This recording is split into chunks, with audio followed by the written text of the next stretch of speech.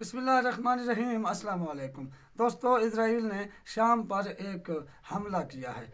इसकी तफसील आपको बताएंगे कि इजराइल ने आखिर शाम पर हमला क्यों किया है और इसकी तफसीलात क्या हैं।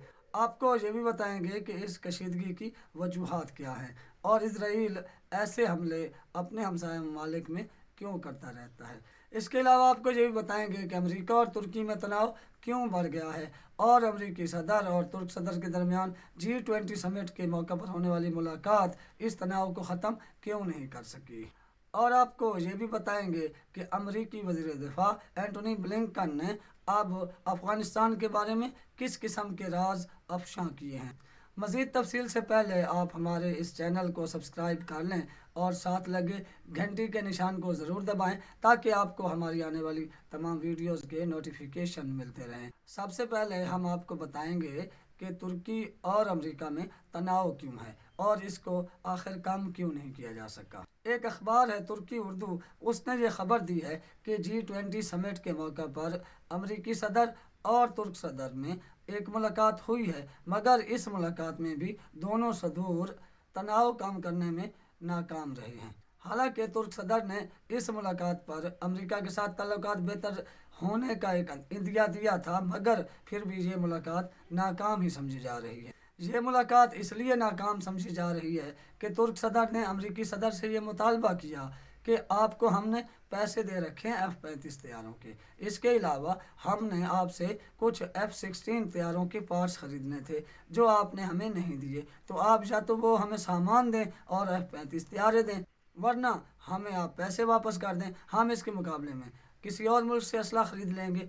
और तुर्की अमेरिकी इत्तेहादियों में वैध मुल्क है जिसके पास F-16 तैयारों का सबसे बड़ा फ्लीट है। तो लग ये रहा है कि अब तुर्की शिफ्ट होने जा रहा है रशियन टेक्नोलॉजी की तरफ। और अमेरिकी सदर ने इस मुतालबे पर कि वो हमें F-35 क्यों नहीं फराहम कर रहे या F-16 के पास क्यों नहीं दे रहे, तो ये पुराना वही मुतालबा दोहरा दिया कि आपने जो रशिया से S-400 दिफाई निज़ाम ख़रीदा है उसको वापस कर दें और उस मुआहदे को ख़त्म कर दें, क्योंकि उस पर हमारे तहफ़्फ़ुज़ात हैं। अब तुर्की वो कुछ ख़रीद चुका है दिफाई निज़ाम, कुछ उसने अभी लेना है जिसकी डिलीवरी शुरू हो चुकी है, तो तुर्की S-400 दिफाई निज़ाम को भी नहीं छोड़ना चाहता।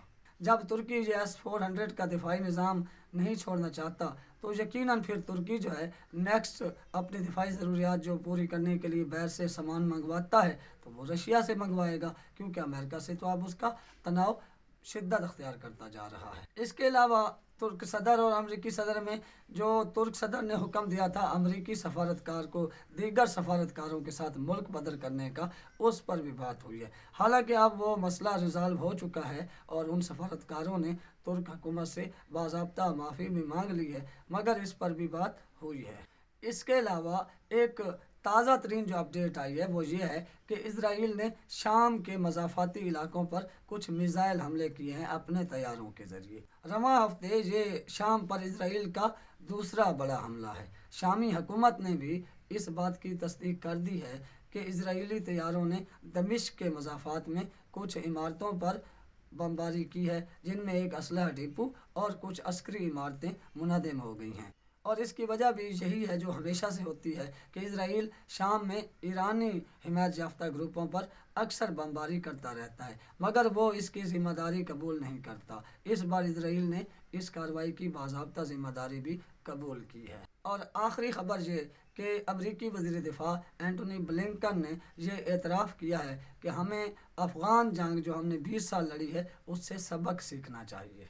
उन्होंने ये कहा कि हम अपनी आने वाली नस्ल को मज़ीद इस जंग में नहीं ले जाना चाहते थे और हमने ये जो तारीख़ की तवील तरीन जंग लड़ी है इससे हमें सबक सीखना चाहिए। एंटोनी ब्लिंकन ने यह भी कहा कि उन्होंने अशरफ गनी को 14 अगस्त की रात होने वाली अपनी आखिरी बातचीत में ये समझाने की मुकम्मल कोशिश की थी और कायल करने की कोशिश की थी कि अफ़गान तालिबान के साथ मिलकर मुख्तलिफ़ कौमियतों पर मुश्तमिल एक हुकूमत बनाई जा सकती है और वो इस बात पर मान जाए, मगर उन्होंने इंतकाल इक़्तिदार पर मानने के बजाय ये जवाब दिया कि वो चाहे कुछ भी हो जाए अपनी आखिरी सांस तक लड़ेंगे, मगर जैसे ही तालिबान काबुल में इंटर हुए वो बग़ैर बताए, बग़ैर कुछ कहे, बग़ैर मुकाबला किए अपने अहल खाना को लेकर नामालूम मकाम पर चुपके से फ़रार हो गए।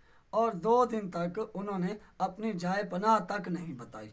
अब आप ये समझ लें कि अमरीकी हक़ाइक़ बताने लगे हैं। अशरफ गनी उन्हें जैसे दाव लगाता रहा, अब वो उसकी हकीकत बता रहे हैं, क्योंकि ये मतलबी लोगों का एक टोला था जो अफ़गानिस्तान पर अमेरिका की हिमायत से मुसल्लत हो गया था।